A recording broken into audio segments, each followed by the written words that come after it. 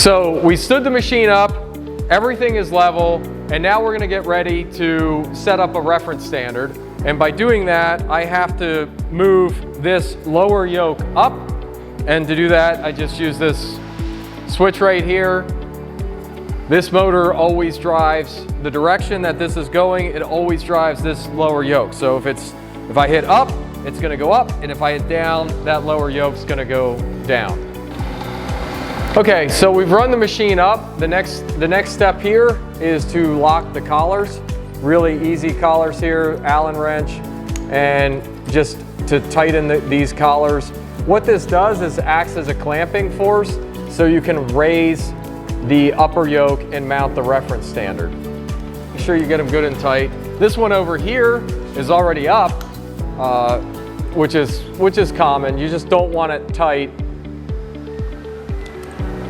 You don't want it tight unless you are planning to lift the reference standard. We leave these in the machine loose all the time. Then from here, back to the switch. Remember I said we want this to come up, so this is a little counterintuitive, but this is always going to drive this down, and driving this down is actually going to push this up when I hit down. So I hit down and the yoke starts to come off. We're going to remove this rubber pad, and our machine is really ready. We're going to mount a reference standard in the machine.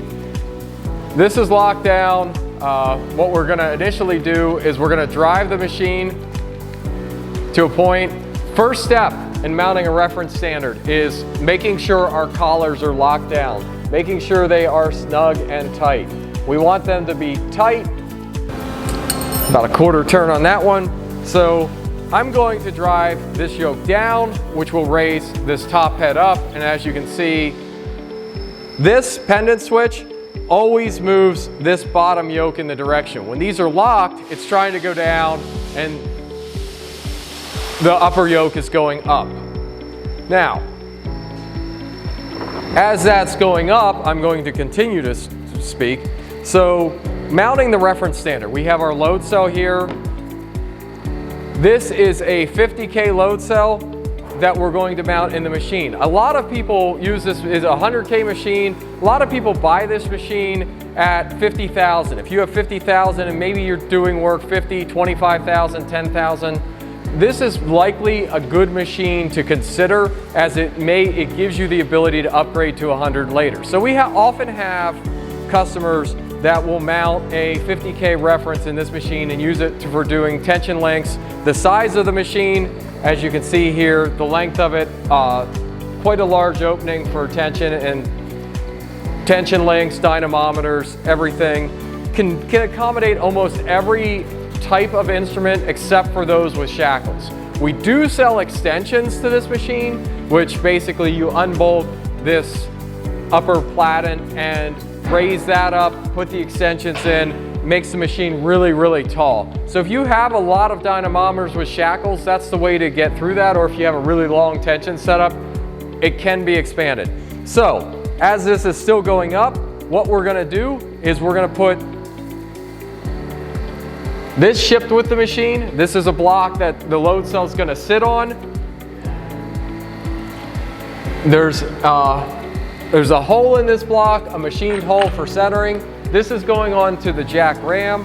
What will eventually happen is this alignment plug here will go in and it will fit center in this adapter. So the other thing, the machine shipped with this, if you're using different ball seats, this top adapter can be replaced if you're going smaller, larger.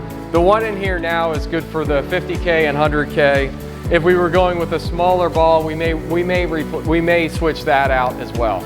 I think I have enough height to mount this, and what I'm going to do here, no real preference. This is our top ball adapter. We calibrate the reference standard, we calibrate with this exact same adapter. So I'm going to put this on my load cell.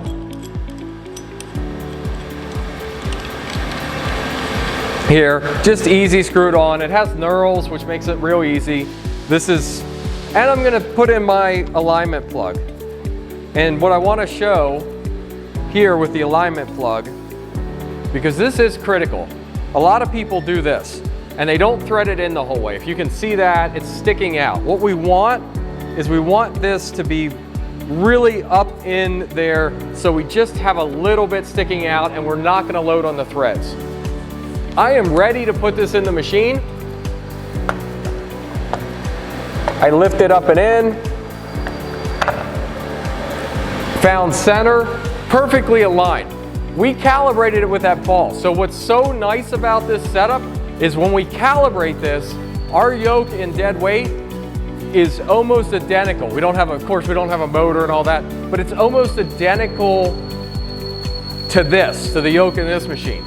So we can really replicate the calibration by using the same adapters, and we end up just getting really, really great results. So now I want this to come down, so I'm gonna drive this up until it makes reference.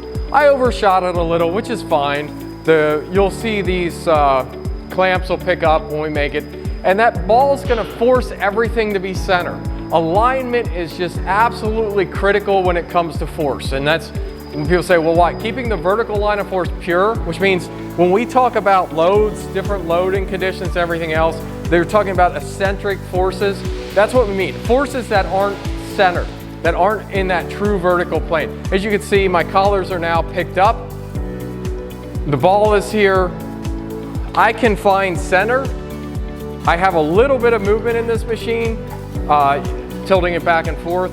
But what goes on here when we start looking at the machine, the setup, uncertainty budgets, we have about a 1/16 of an inch clearance. So as long as when you're actually performing a calibration, it's not touching, the error component is very, very low. It's less than 0.003%, 30 parts per million, less than 0.003 for side load with this type of shear web load cell. The shear web load cell by Morehouse, of course, that's gonna be the recommended standard for the machine here. And as you can see, everything in the machine, easy, collars are there. You may want, as good practice, you may want to loosen the collars for future, depending if you have to run the yoke down, and that's real easy.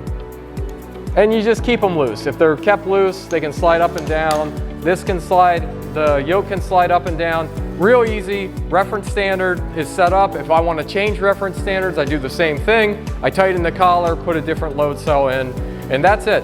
That's how you set up a reference standard.